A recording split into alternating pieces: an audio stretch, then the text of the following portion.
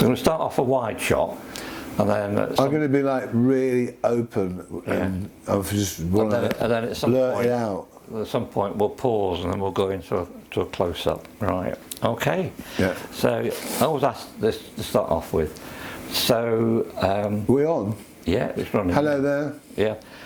So could you introduce yourself and if you want to say music producer, film producer, or writer, or whatever, or all combination of three. So could you just introduce yourself to me and tell me, you know, your background, and then we'll cut and we'll carry on. My name's Mike Bennett. I was born in Cheltenham. I went to London to drama school. Then I joined the BBC, where I went to Oxford for a little bit, 3 years. Went to Los Angeles, came back. I've dipped in and out of music, art, script writing, and I was at Children's ITV for 3 years, but continued to do music. And now I'm pre-autumnal, and I am getting the pleasure out of combining the music with the script writing. I did do the acting, but I don't feel it. I went on stage a couple of years ago and the buzz had gone, because I like to be in the background putting things together with people like you. Great. Okay. I'm going to keep it wide again. So can you tell me about this movie you're doing? And I believe it all went terribly wrong somewhere. It did go wrong. Well, actually, it's a triumph of movies. So there's Laundry Matt. Already got the poster, you see. We don't have the footage at the moment. There's a lot of Machiavellian intrigue surrounding that. I am prepared to talk about it if you want to talk about it. Back to Drac. That's the one that went totally pear. We took a team of actors out there, and our crew quit within 1 or 2 days. We don't quite know why, but our director sort of became a chauffeur, and this sort of alleged sort of little chap, little dwarf type character, very strange, sort of took over, and allegedly the contracts were switched, and the actors, the American actors and the English actors, got to sign a contract where they didn't get paid, where they didn't get a royalty. And the actual director, Steve Watson, talented guy, was so busy going from the airport, LAX, to Orange County, Huntington Beach, where there's a fantastic vinyl store, which I will speak about later, that he was completely and utterly circumvented. And I myself, I have to say, was led to believe that he was the guy that switched the contract. But allegedly, this little dwarf type character, about that big, very, very, very good height for looking up people's skirts, allegedly, was the one that provided the contract which completely and utterly ripped the actors off, and it looked like it was us, the production team. And at exactly the same time, and this is, you just couldn't make this up, there was an axe killer on the loose. This is for real. He had escaped from a mental home just shy of Irvine in Orange County, and we saw him.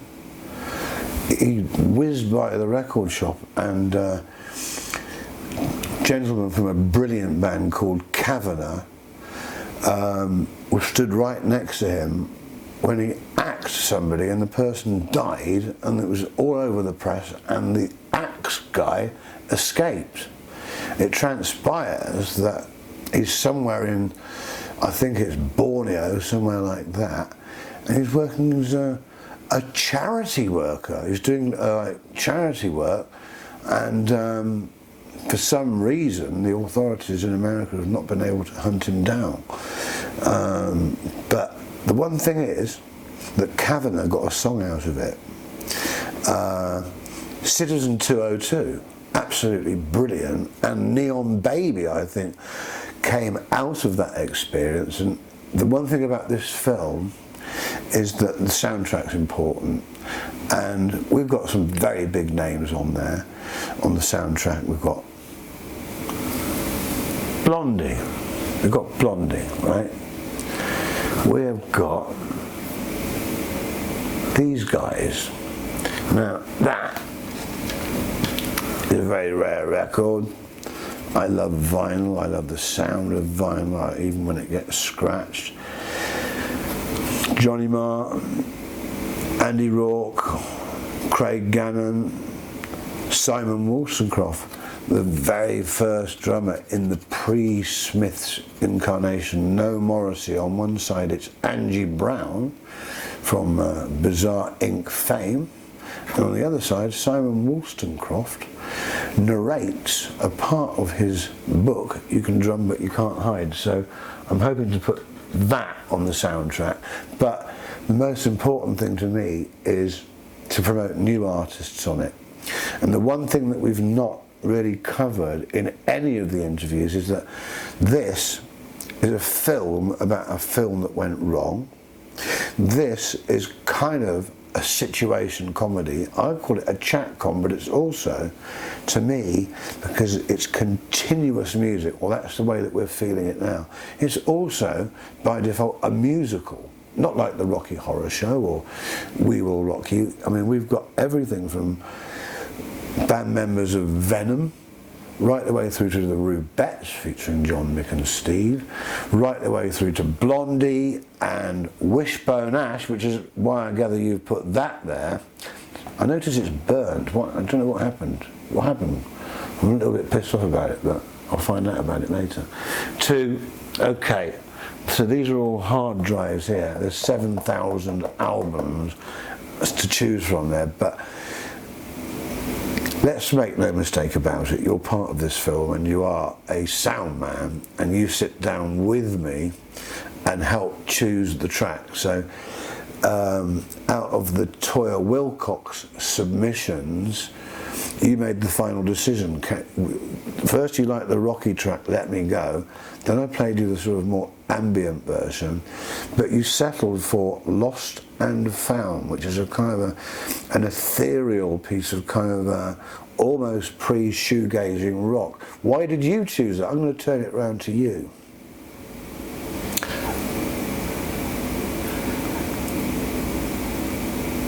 Big gap, big pause now. We're going to do an edit. Well, no. You chose that track. Was it because of the mood? Like, because there is a seriousness in this film. There's a serious side to comedy, because comedy comes out of tragedy. So you have to have mood swings, and it should go like this. And first you went for a very, very rocky track, and then suddenly, and you were right on every point on the soundtrack, and you were right again. So I'm intrigued as to why you chose Lost and Found from the Dream Child album.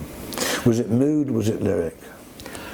I like the intro to it, and then we went into the song, and I just like the lyrics. When we were looking through it all on YouTube, Richard Madeley made an appearance, and you sort of jumped. And oh, that's interesting. Was it like an Alan Partridge moment, or it was very strange because my ex-wife was sat on the sofa as well with Toyah, so I had a little jump as well. So we jumped together. Have you worked with Richard Madeley or something? When This Morning started in Liverpool, I spent a year working on This Morning. And then